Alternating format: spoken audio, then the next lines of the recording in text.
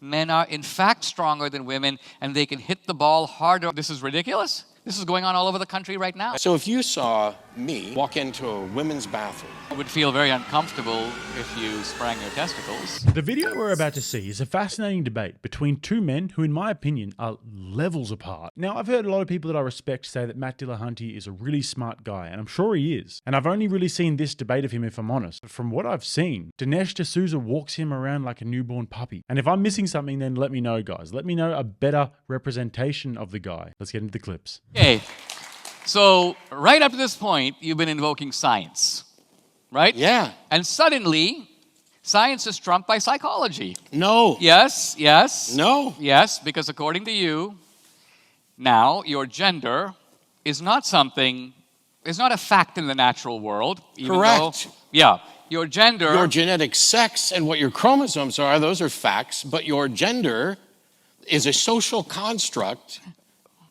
Really? This is the difference between, let's Okay. say, someone who's genetically male and someone who's genetically female. Someone who has XX or XY chromosomes. And by the way, there are more than two of those because there's all sorts of chromosomal abnormalities. There are intersex people. The number of people who are born intersexed every year would shock most people because they just don't think that this sort of thing happens. However, that is about what your chromosomes are, what genetic predisposition you have. But it doesn't talk about what your state of mind is, what sort of self-perception you have. And so in addition to genetic sex, we also have gender, which actually falls into a number of different categories. So my apologies to all of my trans friends for the things that I'm about to get slightly wrong. There's a difference between gender identity and gender expression. And the gender identity is the gender that you associate with. But the reason I say these are social constructs is because what is a man? What makes a man a manly man? Well, you have the machismo aspect of the brawny and blah, blah. But is someone who is weaker and more effeminate somehow less of a man? This is why this is a social construct, because it has to do with what roles we as a society put on it, which is why 150 years ago, pink was for boys and blue was for girls, and now it has reversed, although I would go with black for everybody. But the thing is, Guys, if you enjoy this content and if you want to help me spread the message, make sure to chuck a like on the video and also leave me a comment. There is a lot to talk about with this one. Subscribe to the channel if you haven't already. Let's get back into the clips. at the end of the day, what I would say to you, if you were hopping around like a frog, is I would ask you how you're doing. I would ask you how you feel. And if you're able to communicate to me that you identify as a frog, I'm not going to be running around saying, oh my gosh, let me fix this. It's when there's a demonstration that what you're doing may be something that society should care about, that is going to result in some sort of self-harm or a problem for your life. In other words, I'm okay with living and let living, but as long as my trans friends are committing suicide at an inordinate rate and are being murdered left and right because there are bigots who think that whatever your chromosomes are or whatever particular genitalia you might have dangling is the one thing that matters, as long as a friend of mine well, not an actual friend of mine, but someone in Puerto Rico the other night was murdered for using the bathroom that they associate with, when bathrooms are for peeing and pooping and hopefully washing your hands when you're done. What people are doing to try to suggest that you can't be who you are is absolutely repugnant, and it is busybody. There's nothing anti-science about this. It is psychology. And even if we were to say, and I'm not saying this, so before, I'm saying this because this comes up. Even if you were to say, this is all gender dysphoria and it's mental illness and these people aren't what they think they are, what science has to say so far, based on what we've explored and discovered within these individuals, is that being supportive, encouraging, and allowing them to transition is the single best path to them living the life they want to live and surviving. And until that changes, I will absolutely support what the data show is the best way to encourage trans people. First of all, I don't actually think that he even believes what he said deep down. I think he's just scared of the repercussions. And I say that because I had a little bit of a deeper look into his social medias and all that, and he's got the BLM in his bio, and he's got the masks in his photos, which I know doesn't seem like much, but for me, it tells you a lot. And also, you would have noticed that he virtue signals to the Transformers multiple times when he's trying to make a point, out of fear that someone will clip that and attack him. It's pretty funny. My apologies to all of my trans friends for the things that I'm about to get slightly wrong. Walking on eggshells amongst your own people. And then he goes on to say that they're just being murdered left and right for going into bathrooms, which they're obviously not. And that being affirmed is the best way to help these people, when in reality, we know that the suicidality rates stay about the same after transition, and in some cases go up. And I don't know the details about the case he's talking about the friend of his that was supposedly killed in Puerto Rico. And if that did happen, that's very sad. But I must say, if I went to Puerto Rico, I would probably stick to my biological bathroom. Because unbeknownst to a lot of people that aren't on mainland USA or in the West for that matter, the rest of the world isn't so privy to the whole gender-neutral bathroom debate. And like I said, I don't know the ins and outs of the situation, but it does speak to a broader point, that the rest of the world isn't in a hurry to adopt this woke crap. If I, an adult male, went to Colombia, for example, where I've spent a fair bit of time, and decided to go into the woman's bathroom, that would be a terrible, terrible idea, because unfortunately, these countries haven't quite risen up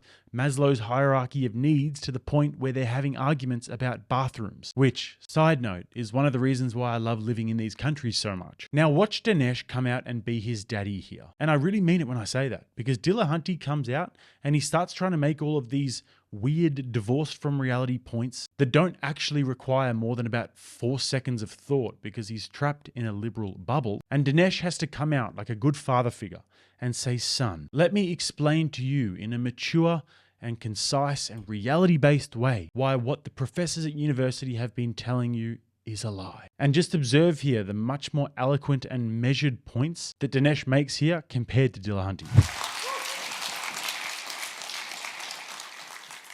So what I think you've done here is change the topic.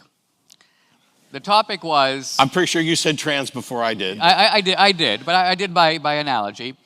The point I was trying to make was, is there such a thing as male and female? Right? Really? Is that the point you were trying to make? Because it was, because we got what to this you from did somewhere was else. you took the category of male, which actually is a scientific category. It's like life is a scientific I made a distinction between male, female, and man, woman.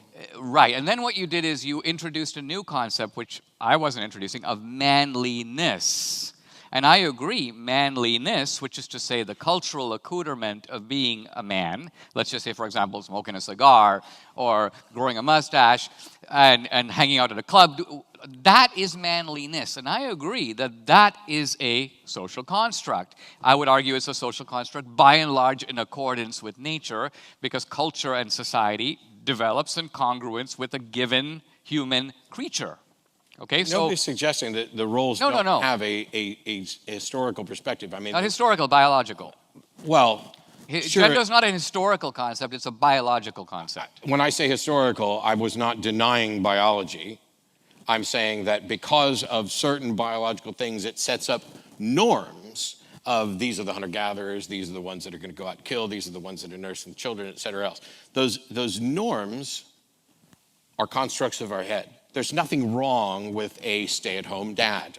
There's nothing wrong with a woman working. There's nothing wrong with a woman earning as much as a man makes for doing the same work. Let's look at what we are arguing about. Okay. So in the civil rights laws of the 1960s, we had the principle of color blindness, which is to say equal rights under the law. The law, let's say, should not pay attention to race. I realize this is complex with affirmative act. Let's leave it aside. Let's just say that the basic principle of the civil rights laws is that race is the painted face. I think that was Morris Dees' phrase from the 60s. And therefore, the law should not take it into account. That was the general norm. Now, right away, when sex was added to race in the Civil Rights Act, there was a bit of a problem, which is to say that men and women are very different, particularly in certain areas on average. They're not different in every individual case. So, for example, men are stronger than women. Men are taller than women. Now, you can't refute that by saying, well, here's Sally, she's 6'3", and here's Fred, he's 5'4". I understand. Right. We're talking because about... we're talking about in general. Yeah, norms. But the normative conclusion from that simple biological fact is we established something that was abhorrent in the area of race. Let's call it separate but equal. Separate but equal was the hated doctrine of segregation, right? Yeah. Different water fountains. But we have separate but equal, for example, in men's and women's sports. In Wimbledon, the men play the men, the women play the women. We did that because we recognize that gender is not the same as race. Gender is not the painted face. Men are in fact stronger than women, and they can hit the ball harder on the tennis court, and therefore Martina Navratilova gets to play Chris Evert, and Pete Sampras gets to play Andre Agassi. So our laws, our norms, are based upon this biological, irreducible fact. The norms are a social construct, but they're a social construct, you may say, in obedience to biology. Now, what you're saying is, I take it, that Pete Sampras, or take it, Pete Sampras can say, well, I came in, I was the runner-up in Wimbledon. Next year, I'm going to enter the women's division because I identify as a woman. Because after all, hold on, gender is a social construct. This is ridiculous? This is going on all over the country right now. Your example is ridiculous. Why is it ridiculous? First of all, it's sports, and sports ball is ridiculous. But what? No, I'm sorry. That was a joke for somebody else. Okay. My sincere apologies, because I should be. I'm not a devotee of sports, but I'm not. This isn't about what the law is. My view on sports, by the way, and many sports organizations have already dealt with this sort of thing, dealing with individuals who are transitioning and studying the science of it at various hormonal levels and things like that. We're still in the fledgling process of getting this sorted. I think that there shouldn't be any gender restrictions on something. If somebody, we should just have, these are the category, like a tier A, tier B, tier C, tier D, and you compete at whatever level you can compete at. That way, people who are, whether they're women, men, or neither, whether they're, whatever their identity is, they compete at this level. I am a big fan, I play a lot of pool and snooker. And the fact of the matter is, if you look at the statistics over history, generally speaking, in that particular discipline, women can't compete as well as the men. That's just what the data show from the past. However, there should be no reason why anyone, whether they are a woman under your criteria or a woman under their own, shouldn't be able to compete against anybody else they want if they can play at that level. And so I don't care for gender divisions along sports. I think sports, because it's a physical test, should be divided up on physical characteristics, irrespective of what gender somebody identifies with or expresses with. To go to the sports thing, the reason I say it's ridiculous is, yeah, we're working out these things, but the world doesn't turn, well, all right, sports makes a lot of money, no denying that. We're talking about the law and how it treats people, and we're also talking about human beings and how we treat people. Maybe he's better in the atheist debates or the philosophy debates, I'm not sure. But this, in my opinion, from what I can see, is a no contest. I'd heard a bit about him and I was honestly very disappointed by this one, but I will watch more. What kind of a point is that? That sports should be arranged in a tiered system rather than along biological lines. And then he called Dinesh's point about Andre Agassi wanting to identify as a woman ridiculous, which is exactly what's actually happening at the moment. And then went on some weird rant about how he doesn't like sport and then dodged the question. Strange stuff. But to the point about the tiered system. So what? You'll have a tier at the top for all of the best athletes, and then how far down will you go? Because obviously it goes without saying, and if you actually did this, the proof would be in the pudding, that men will just dominate the top. Women will be absolutely nowhere to be seen. Like, we all know that. So that will just eliminate women from sport completely and eliminate women's sport as an institution. Who is going to want to watch Tier 98?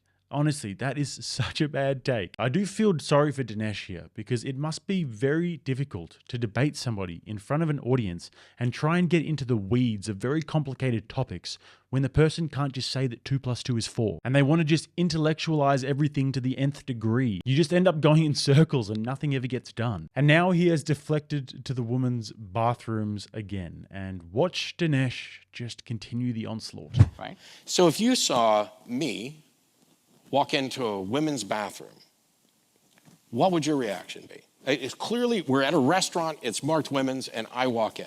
What's your take on that? Well, I don't know what my take on it. I can give you my wife's take on it. Well, You would feel very uncomfortable if you sprang your testicles in a women's bathroom, as would most of the other women if I in that bathroom. sprang my testicles, Yeah. Most women, I think, aren't would you be... assuming I have testicles? I realize that may be a conjecture. But the more important point is most women would be freaked out if a man walked into the women's bathroom while they were there. Okay. That's a fact. The thing is, there's a lot of factors that are missing from that example, which is, not the least of which my reason is. But do we have any evidence to show that anybody is in danger when a trans person goes into the bathroom that matches their gender identity to use it? Do we have any examples or data anywhere that somebody is more at danger? Do we have any evidence that trans people who would use their own biological bathroom are being psychologically harmed by doing that? Where's the evidence for that? So the evidence for that is in the depression rate and suicide rate of people who are being emotionally harmed by not hold being on right able to here. identify. Stop right there. That's not... Okay, this is what I call arguing inside your own bubble.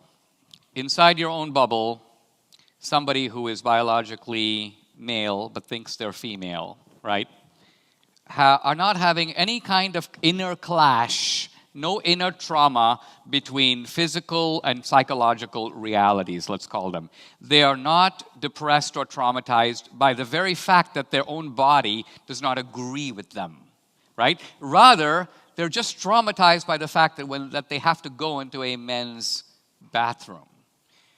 I would argue that if there are higher rates of depression suffered by trans people, a lot of it might have to do with being trans, not being in that particular No, a lot of it restroom. might have to do. So I asked for You need example. studies No, that separate those I two want things. examples of who's in danger when somebody uses the bathroom associated with their gender, because forcing them to use the other bathroom. And you know when a trans woman walks into a woman's bathroom, you know who's in danger? The trans woman. They're the ones that are being killed. They're the one in Puerto Rico that was shot just the other day for going into that bathroom. They're the ones that are in danger for doing that from bigots.